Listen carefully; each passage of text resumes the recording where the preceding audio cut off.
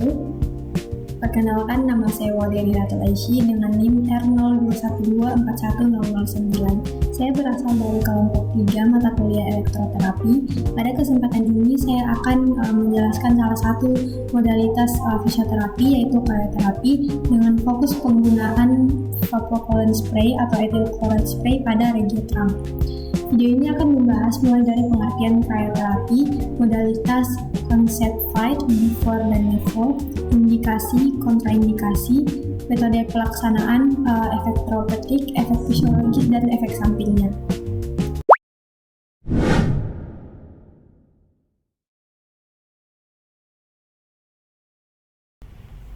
Baik. Pertama, saya akan menjelaskan terkait apa itu krioterapi dan macam-macam krioterapi. Jadi, krioterapi adalah salah satu modalitas dalam fisioterapi yang menggunakan suhu dingin untuk menghasilkan efek terapeutik seperti mengurangi nyeri, menurunkan inflamasi, menurunkan spasme otot, serta memberikan sensasi analgesik pada jaringan. Nah, dalam praktik fisioterapi modern, krioterapi itu memiliki beberapa bentuk dan aplikasi yang berbeda. Nah, itu lagi disesuaikan dengan kebutuhan pasien, luas area yang ditangani, serta tujuan terapinya. Secara umum, krioterapi itu dibagi ke dalam 7 jenis utama yang sering digunakan di klinik maupun pada penanganan cedera akut di lapangan. Nah, jenis yang pertama itu ada ice pack atau cold pack. Nah, itu kompres dingin yang ditempelkan langsung pada area tubuh yang mengalami cedera. Cold pack ini bekerja dengan menurunkan suhu jaringan secara perlahan sehingga menyebabkan vasokonstriksi, yaitu penyempitan pembuluh darah yang pada akhirnya membantu mengurangi pembengkakan dan proses inflamasi. Nah, modalitas ini sangat umum digunakan pada cedera akut seperti strain atau setelah operasi karena aman. Lalu ini juga mudah digunakan dan mampu memberikan pendinginan yang bertahan lama. Durasi aplikasi cold pack ini biasanya berkisar 10 sampai 20 menit. Nah, jenis yang kedua itu adalah ice massage, yaitu teknik menggosokkan es secara langsung pada permukaan kulit dengan menggunakan gerakan melingkar atau memanjang pada area yang relatif kecil, misalnya pada tendon Achilles, epicondylus atau area trigger point. Nah, ice massage ini memberikan penurunan suhu yang lebih cepat dibandingkan cold pack tadi. Nah, biasanya pasien mengalami sensasi CBAN, yaitu cold, burning, heaving, dan numb, yang menandakan terjadinya proses desensitisasi dan analgesia. Nah, krioterapi jenis ini sangat baik untuk menangani nyeri lokal, spasme otot, atau kondisi inflamasi tendon. Selanjutnya ada cold water immersion atau ice immersion, yaitu metode merendam bagian tubuh dalam air dingin dengan suhu sekitar 10 sampai 15 derajat Celcius. Nah, teknik ini sangat relatif untuk menangani cedera pada ekstremitas distal seperti pergelangan kaki, telapak kaki, tangan, atau pergelangan tangan. Banyak atlet juga menggunakan metode ini sebagai bagian dari pemulihan pasca latihan intens karena mampu mengurangi burns. Jenis krioterapi yang keempat adalah cold immersion unit atau sering disebut dengan CryoCuff. Ini merupakan alat modern yang menggabungkan kompresi mekanis dan pendinginan secara bersamaan. Nah, CryoCuff ini memberikan suhu yang stabil dan tekanan yang dapat diatur sehingga efektif untuk mengurangi pembengkakan dan pasca operasi, terutama pada daerah lutut dan bahu. Karena kontrol suhunya itu dia lebih konsisten. Nah, alat ini banyak digunakan di rumah sakit atau di klinik rehabilitasi besar. Jenis yang kelima adalah Vapocolan spray atau tadi yang saya sebut pertama, yang menjadi fokus utama saya dalam video ini. Nah, Vapocolan spray ini seperti ethylchloride atau ethyl spray. Dia merupakan cairan yang sangat mudah menguap ketika disemprotkan ke kulit. Nah, cairan ini itu langsung saat disemprotkan, cairan ini langsung berubah menjadi gas melalui proses evaporasi yang sangat cepat, sehingga menciptakan pendinginan instan di permukaan kulit.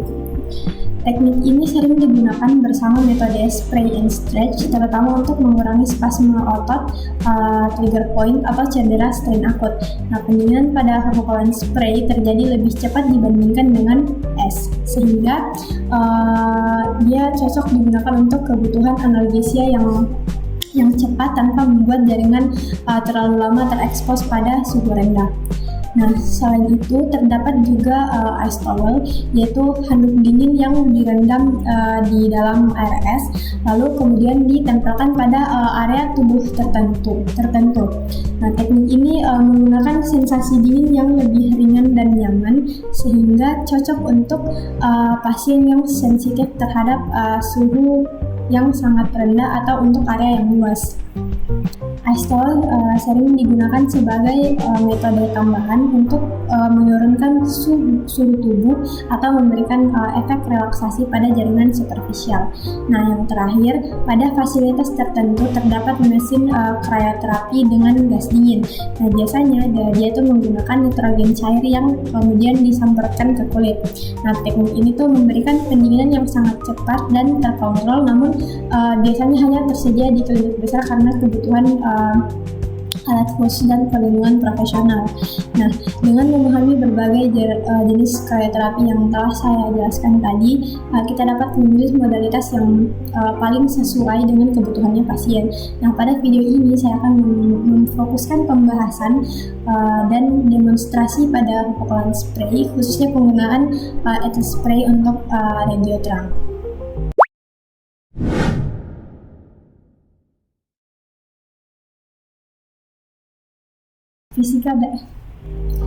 Selanjutnya saya akan membahas terkait fisika dasar elektro pada cryoterapi.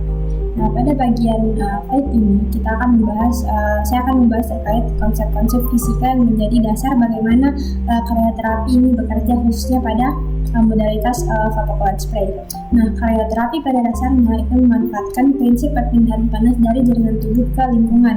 Nah, ketika suhu kulitnya kita itu turun, maka akan terjadi berbagai respons fisiologis yang menghasilkan efek terapeutik seperti analgesia dan penurunan spasme.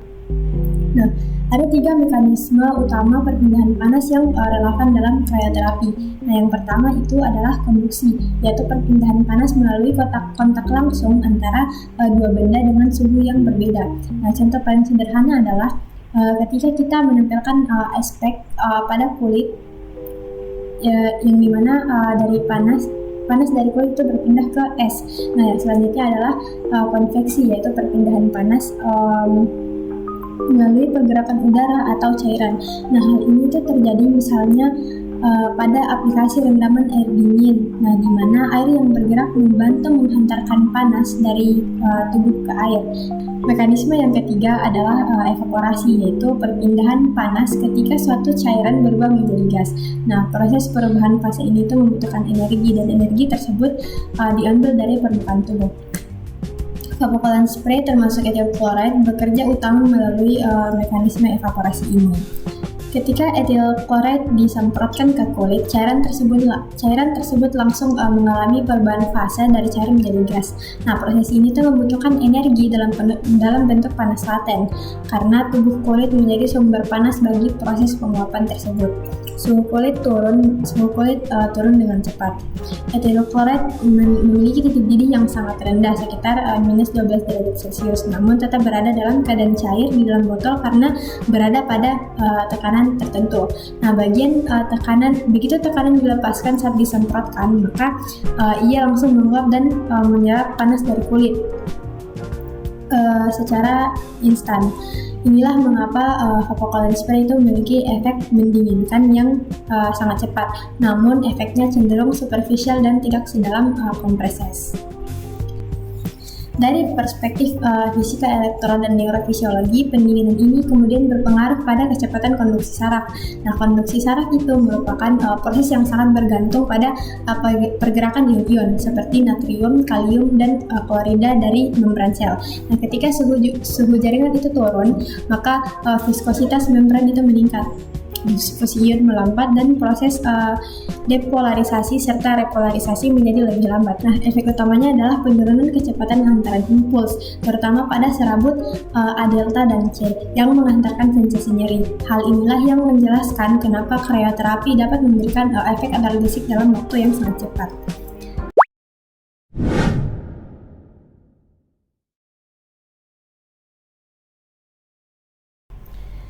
Selanjutnya saya akan membahas terkait biofisika elektro, yang dimana kita akan melihat bagaimana perubahan temperatur mempengaruhi struktur biologis tubuh dan proses biofisik di dalamnya. Nah, pada saat kulit dan jaringan di bawahnya mengalami penurunan suhu, terjadi perubahan pada membran sel. Nah, membran sel menjadi lebih kaku dan kurang permeabel. Nah, gerakan molekul dan ion itu melambat secara signifikan. Akibatnya, eksibitas sel saraf itu menurun. Feeling rate pada unit neuromuskular itu berkurang dan sensitivitas terhadap rangsangan berkurang. Mekanisme ini terus menjelaskan efek analgesik dari antispasme dari krioterapi. Pada tingkat mikrosirkulasi, pendinginan menyebabkan vasokonstriksi pembuluh darah kecil. Vasokonstriksi ini menurunkan aliran darah ke area yang cedera sehingga membantu mengurangi edema, membatasi inflamasi, dan mencegah keluarnya cairan lebih lanjut dari pembuluh darah ke jaringan interstisial. Selain itu, krioterapi juga mempengaruhi komponen neuromuskular. Pendinginan menurunkan aktivitas muskel spindle, reseptor peregangan otot yang biasanya memicu refleks spasme ketika otot dirangsang. Nah, dengan aktivitas spindle yang menurun tadi, otot menjadi lebih rileks sehingga memudahkan fisioterapis atau pasien untuk melakukan stretching. Hal ini sangat sesuai dengan teknik spray and stretch, di mana Focalin spray ini digunakan terlebih dahulu untuk mengurangi spasme. Kemudian stretching dilakukan ketika jaringannya sudah lebih siap.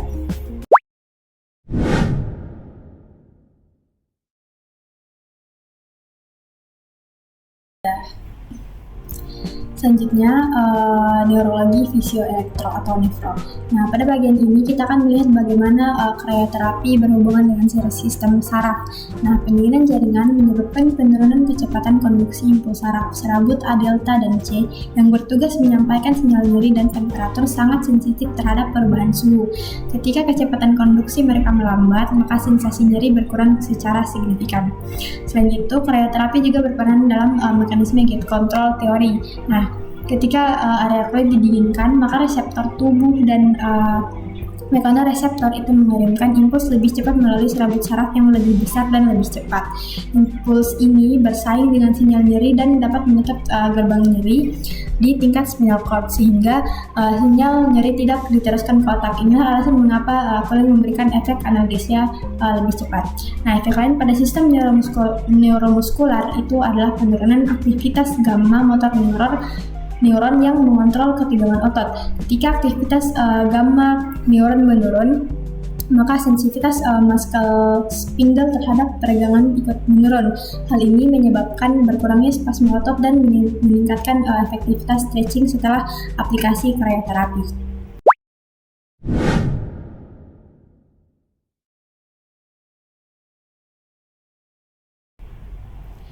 Selanjutnya, bagian indikasi dan kontraindikasi. Nah, krioterapi memiliki sejumlah indikasi yang sangat umum dalam praktek fisioterapi. Modalitas ini digunakan untuk mengurangi nyeri akut, menurunkan muscle spasme, mengatasi trigger point, menangani myofascial pain syndrome, dan membantu mengontrol edema pada kondisi inflamasi. Selain itu, krioterapi sering digunakan sebelum stretching untuk meningkatkan mobilitas jaringan. Namun, terdapat beberapa kontraindikasi yang harus diperhatikan. Krioterapi tidak boleh diberikan pada pasien dengan hypersensitivitas terhadap dingin, urtikaria, gangguan sirkulasi berat, terus area luka yang terbuka, atau pasien yang memiliki gangguan sensasi signifikan. Pada Focalin spray khusus, alergi terhadap komponen spray juga menjadi kontraindikasi, dan penggunaan di area wajah atau mata itu harus dihindari sepenuhnya.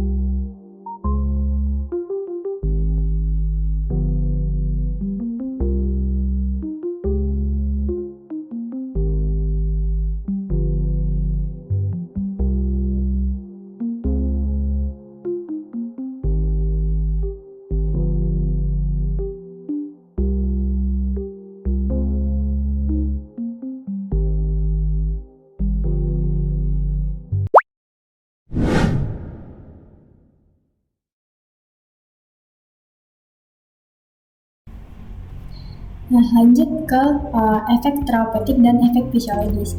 Nah, secara terapeutik, vapocoline spray memberikan manfaat berupa analgesi cepat, penurunan spasmi otot,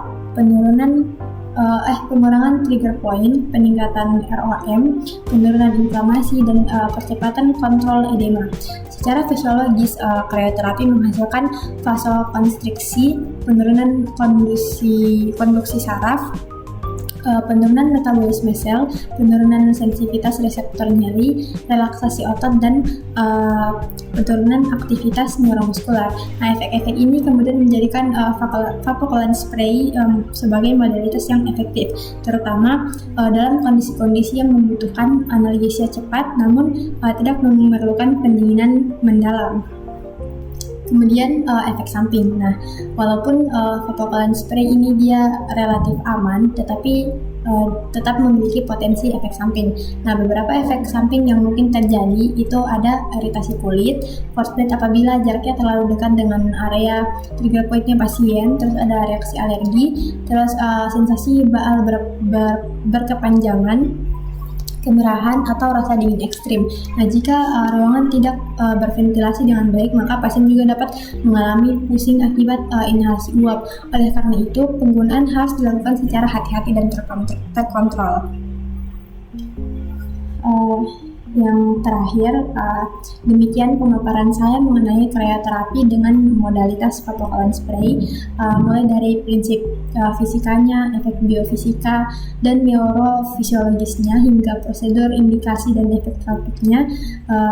Semoga materi ini bermanfaat dan dapat memberikan pemahaman yang lebih mendalam mengenai penggunaan krioterapi dalam praktik fisioterapi. Sekian dari saya. Wassalamualaikum warahmatullahi wabarakatuh.